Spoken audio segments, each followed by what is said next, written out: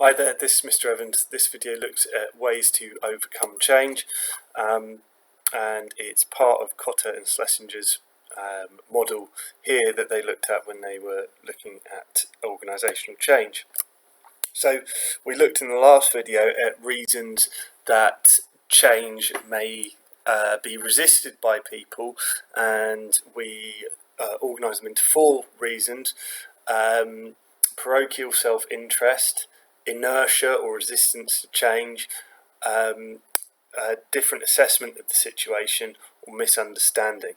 Now, as a result of these four different methods of resisting change, or reasons that change is resisted, Kotter and Schlesinger identified six strategies that could be used to overcome resistance to change, and these are the tactics that can be used to reduce the strength of those different barriers to change. And all six of them are here, and I'll go into them in a little bit of detail now.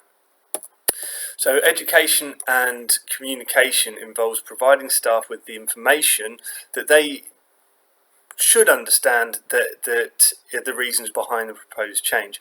Maybe if staff don't have full information or have misunderstood the information, if that information is presented to them clearly and persuasively in order to persuade them of the logic of a change, that will help them to overcome that misunderstanding that they've got. However, obviously this can be time consuming, and it's going to require the staff to trust the information that's provided. So if you don't trust the people who are giving you this information, then obviously this will be a strategy that's doomed to failure. So it'd be most appropriate when the staff might trust the management, but they don't have the full information about the change, or they haven't fully understood the information about the change, and time isn't a crucial factor. Because it's time consuming, if we need to make the change quickly, this will be difficult to implement well, education and communication. Okay, so there's an image there of workers being presented with information. A second way of getting workers to resist change less might be getting them to participate and involve themselves with that change. So what does that involve? We're going to give employees a degree of ownership about the outcome of the change, where they're able to contribute their ideas, and we record their ideas and then set a strategy based on whether employees, what the employees have said.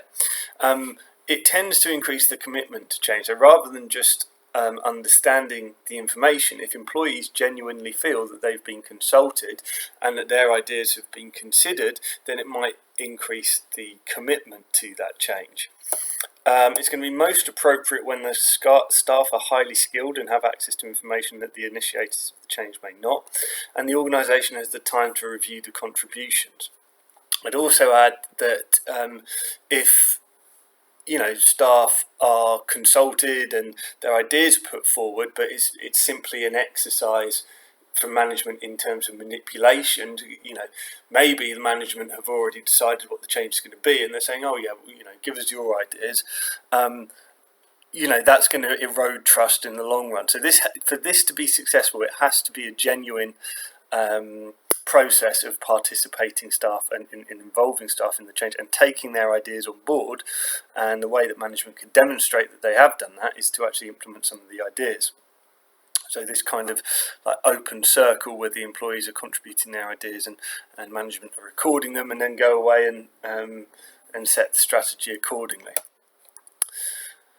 So facilitation and support is a third method of overcoming change, which involves providing staff with care, maybe time off, training, material support such as a pay rise, as the organisation undertakes a change, which might help staff adjust to the change and take it on better.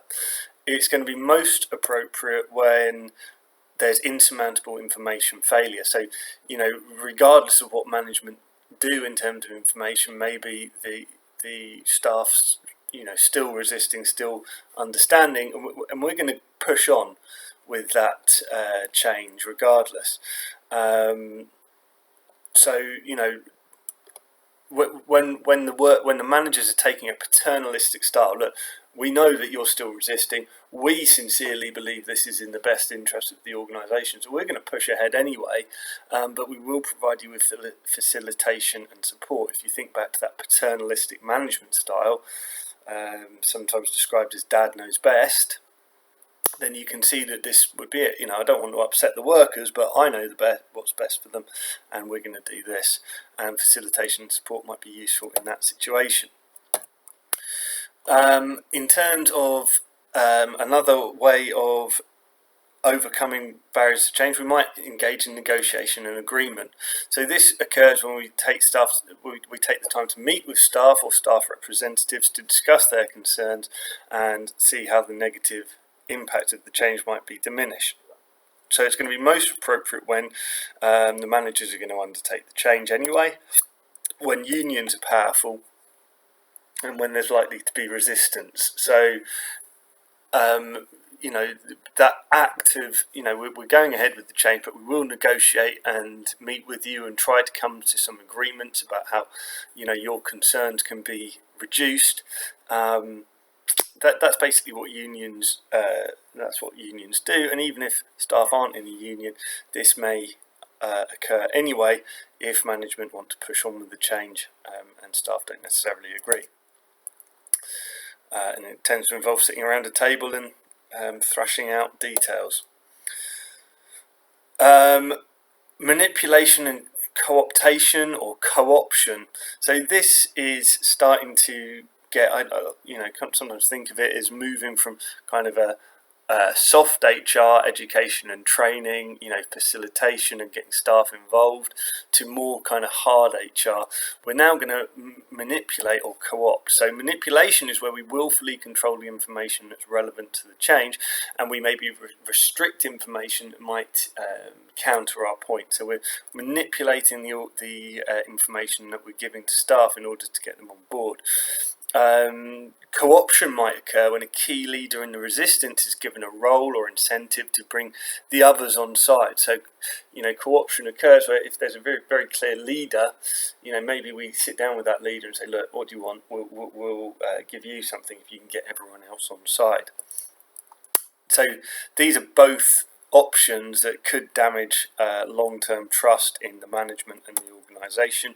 It's going to be most appropriate when there's a few key players behind the resistance, when negotiations with unions might have failed, and when time is short and we need to push through this change. We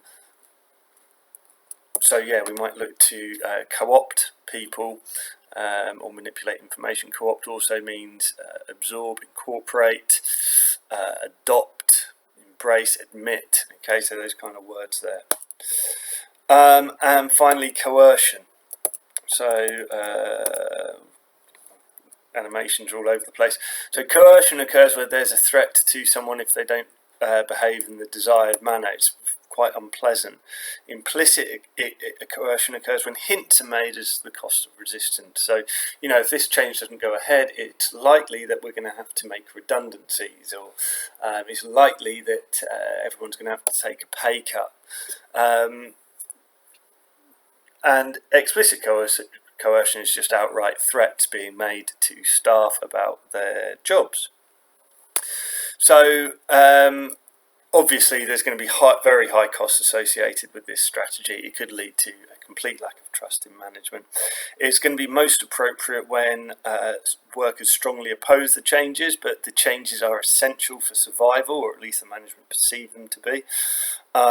When time is short and the change needs to be pushed through quickly, and if the workers are non-essential and easily replaceable, you're going to do fairly serious damage to the working environment if you are making either implicit or explicit threats to workers, which is what coercion is.